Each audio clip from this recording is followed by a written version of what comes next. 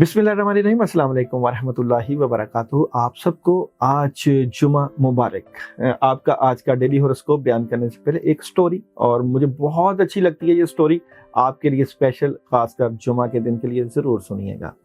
बम्बई के ताज महल होटल में महाराजा बहावल नगर ठहरे हुए थे। बरसात का मौसम था। समुद्र में सुबह शाम तूफान बरपा रहता था और पानी की आवाजों से मुसाफिरों को करीब की बात सुननी भी दुश्वार थी। ताजमहल होटल में एक खानसामा 70-80 वर्ष की उम्र का नौकर था, जो अपने काम में बहुत होशियार और तजर्बाकार माना जाता था। होटल वाले अपने बढ़िया मेहमानों की खिदमत मदारत के लिए उसी खानसामा को मुकर्रर करते थे। इस खानसामा का नाम किस्मत बेग था। उसकी दयानतदारी भी शोहरा आफाक थी।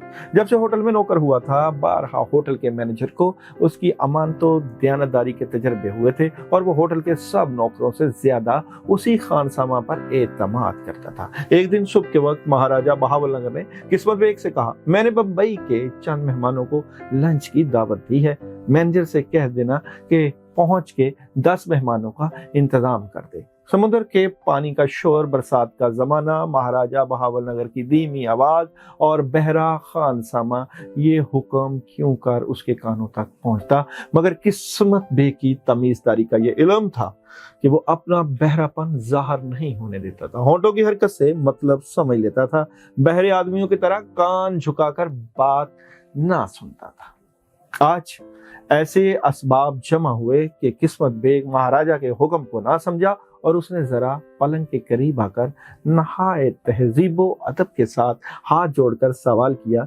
जो इरशाद हुआ है उसकी तामील की जाएगी, लेकिन अगर तकलीफ ना हो तो थोड़ी सी तफसील और फरमा दी जाए।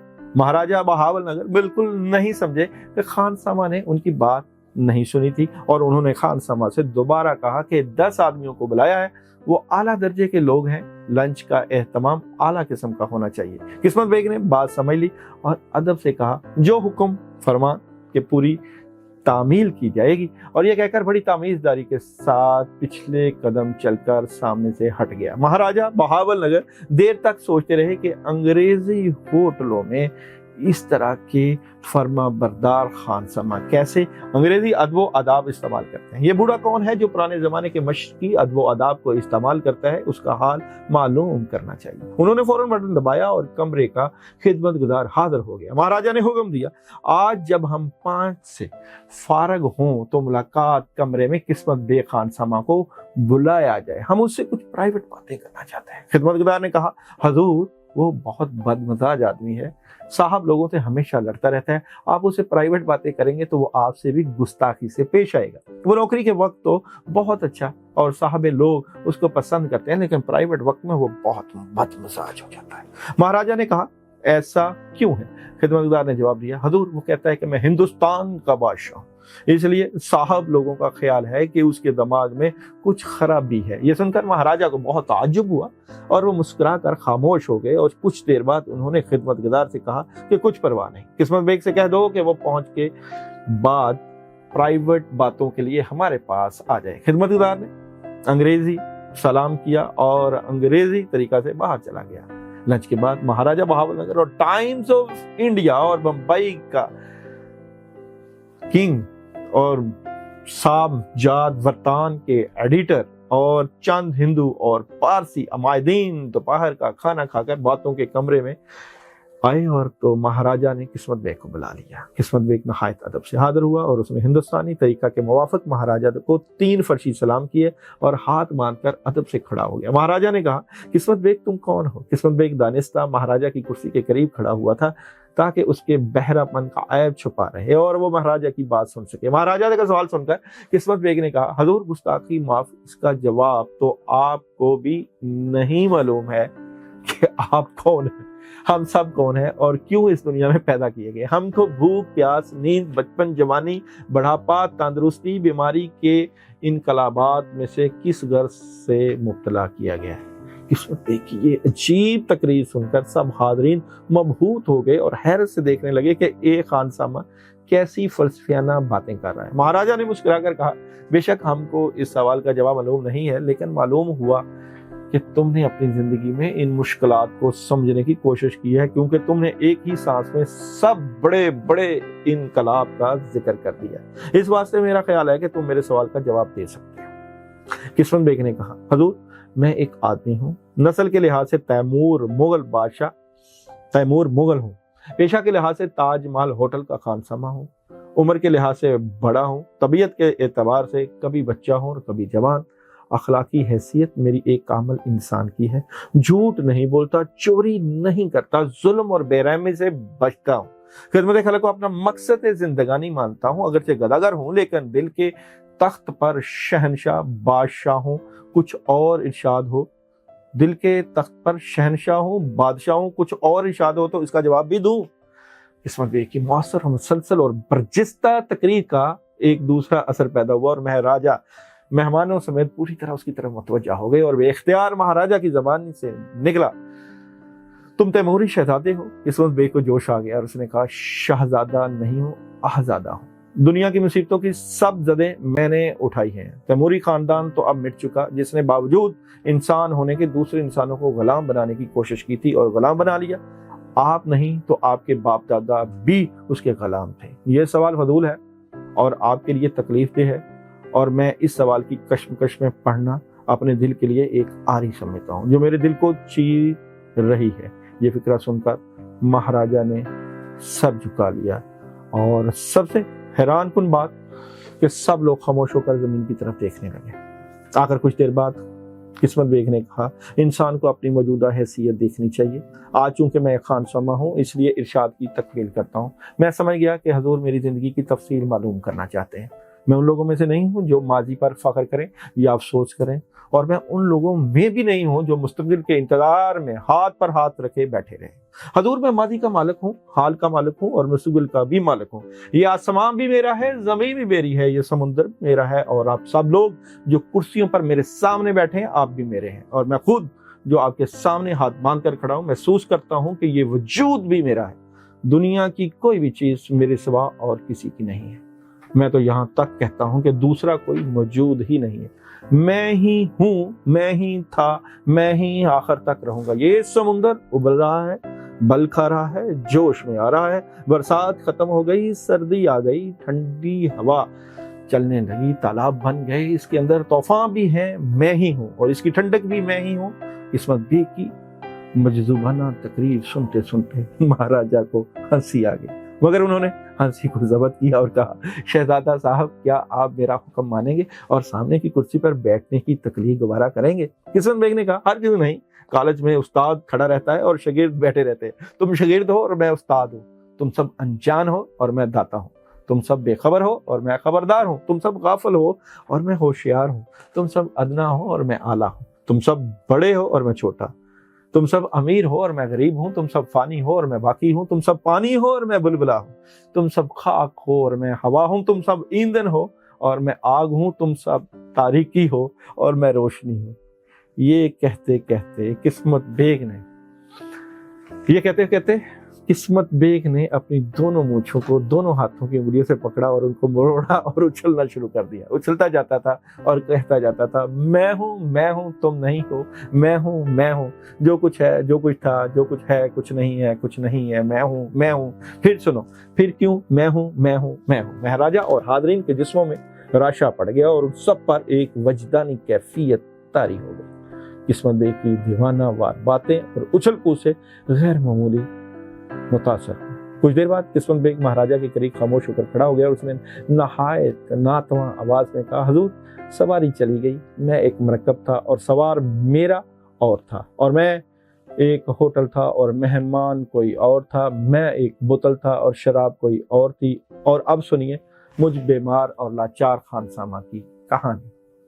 بہادر شاہ ظفر بادشاہ کا بیٹا ہوں، میری ماں لونڈی تھی اور بادشاہ کی معتوق تھی۔ جب غدار 1857 का इनकलाब हुआ तो मेरी उम्र 10 साल की थी। बादशाह ने घबराहट के वक्त अपनी बीवी बच्चों का इंतजाम बहुत अधूरा किया था और उस वक्त मेरा और मेरी माँ का शायद उनको कोई भी ख्याल ना आया होगा, क्योंकि मेरी माँ लाल किला के बाहर खास बाजार में एक मकान में रहती थी। मकान शाही था, पहरादार और नौकर भी बादशाह की तरफ से थे, खर्च भी मिलता था, मगर बादशाह मेरी पैदाइश से पहले ही माँ से खफा हो गए थे और उन्होंने कभी मेरी सूरत नहीं देखी, ना मेरी माँ को किला में बुलाया। जब दिल्ली के सब बाशिंदे भागे और विल्सन साहब कमांडर कश्मीरी दरवाजे से शहर में दाखिल हुए तो मेरी माँ ने मुझको अपने साथ लिया और पैदल घर रवाना हुई। नौकर पहले ही भाग गए थे, सवारी का कोई इंतजाम नहीं था। मेरी वालिदा ने 100 अशरफियाँ अपने साथ ले ली और कोई सामान ना लिया। दिल्ली से निकलकर हम दोनों कदम शरीफ की दरगाह में गए, जो दिल्ली की फसील से चंद फरलांग के फासले पर है,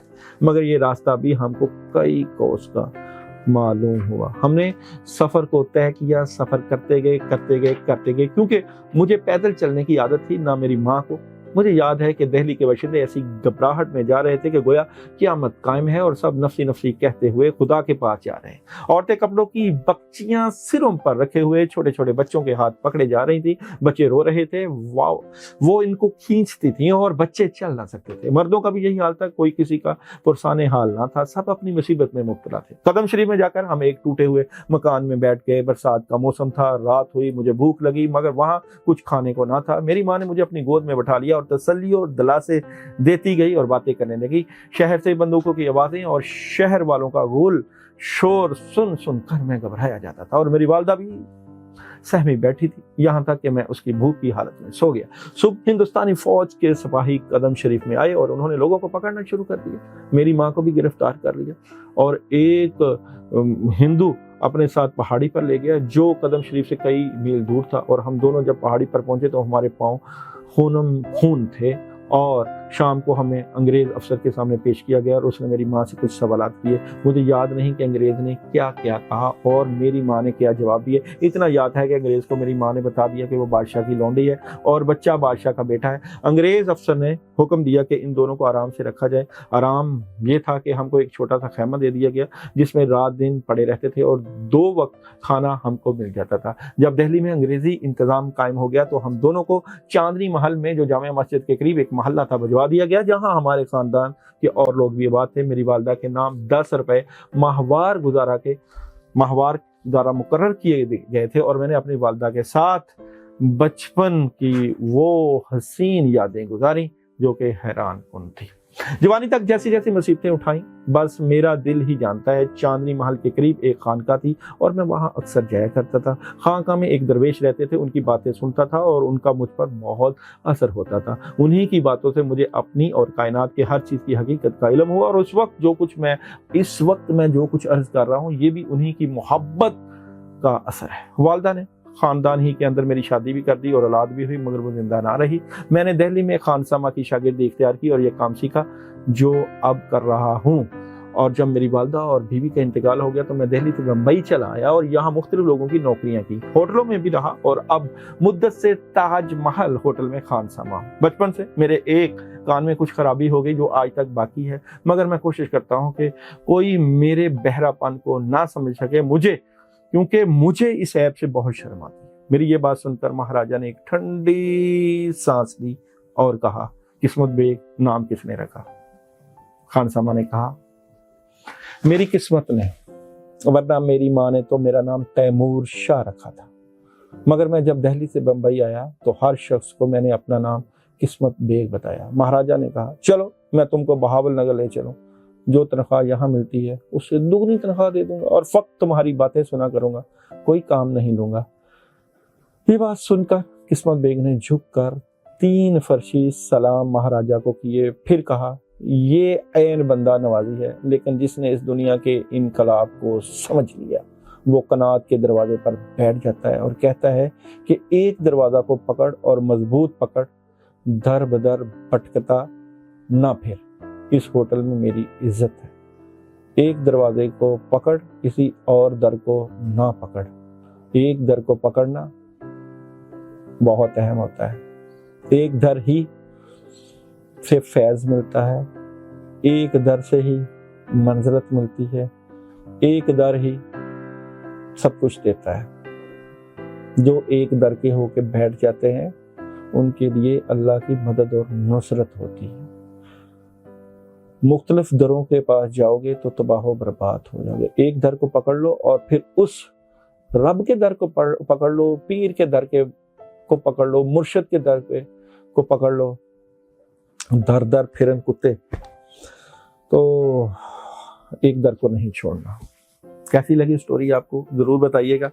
اور آج جمعہ کا دن ہے، کوئی خاص، میں نے کہا کچھ خاص ہو جائے، کچھ خاص بول چال ہو جائے. تو دیکھتے ہیں جی برج حمل والوں کا جمعے کے دن کی story of the day. Aries برج حمل والوں کے جو ہے فرائیڈے کی story of the day. Aries برج حمل Friday story of the day. Aries برج حمل، جناب جناب جناب آج خوشیاں، خیر و برکت، فضول خرچی بڑھ جائے گی، غصہ آئے گا. میڈیٹیشن کریں. شام کو طبیعت خراب ہو جائے گی، معاملات خراب ہو سکتے ہیں، احتیاط کیجیے گا. برج ثور Friday story of the day. برج ثور کی بات کروں تو برج ثور آج اپنی خواہشیں پوری کریں گے، اور کیونکہ آج کا دن ہی آپ کا دن ہوتا ہے، جمعہ کا دن لکی ہے. آج آپ وائٹ کلر پہنیے گا، بڑے بزرگانوں کے عمل کریے گا، روحانی عمل کیجیے گا، مشاورت ہوگی، اللہ کی مدد آئے گی. بڑا کامیاب اور بڑا زبردست دن ہے. برج جوزا Friday story of the day. برج جوزا Friday story of the day. بادی ہوا، نیگیٹیوٹی رہے گی، معاملات رک سکتے ہیں، پریشانی ہو سکتی ہے، لیکن یہ صبح کے ٹائم ہوگی. اس کے بعد کاموں میں مدد آئے گی، آسانیاں ہوں گی اور ذمہ داریاں بڑھ جائیں گی. صحت کا خیال رکھیں. Cancer Friday story of the day. Cancer کی بات کروں تو کینسر والے آج نیگیٹیوٹی کا شکار ہو سکتے ہیں. سوچوں پہ بد اثرات، نظر بد ہو سکتی ہے، حیران کن خبریں ملیں گی، لوگوں کی نیگیٹیوٹی کا اثر سامنے آئے گا. غصہ کو کنٹرول کیجیے گا، نئی شروعات ہو سکتی ہے اور کاموں میں بڑی زبردست مدد آ سکتی ہے. اور جناب لیو کا Leo Friday story of the day. Leo کی بات کریں تو لیو ڈبل مائنڈڈ نظر آتے ہیں، کاموں میں بڑی زبردست مدد، اپنی باتیں اپنے تک رکھیں گے اور آج کا دن بڑا پوزیٹیو ہے. بیلنس کرنے کی کوشش کریں گے اور کام بڑے آسانی کے ساتھ ہو جائیں گے. روحانی معاملات میں بھی بڑی زبردست مدد ہوگی. Virgo Friday story of the day. Virgo Friday story of the day. جناب ورگو کی بات کروں تو آج بہت زبردست مدد ہے. تھرڈ پارٹی سچویشن، اور لوگ آپ سے محبت کریں گے، پیار کریں گے، کوئی پارٹی اٹینڈ کر سکتے ہیں. کچھ باتیں آپ کے مائنڈ میں چل رہی ہیں، ان سے آپ احتیاط برتیے گا، لیکن آج آپ کو کامیابی مل سکتی ہے. Libra Friday story of the day. Libra Friday story of the day. Libra کی بات کروں تو لیبرا کو کلیئرٹی ملے گی، رابطے ہوں گے، کمیونیکیشن ہوگی، اور کسی بات کے اوپر لڑائی جھگڑا نہیں آج کرنا. کاموں میں مدد آئے گی، اس مدد کو لینا، بحث تکرار سے اپنے معاملات کو خراب نہیں کرنا. بڑی خبریں اور کامیابیاں مل سکتی ہیں.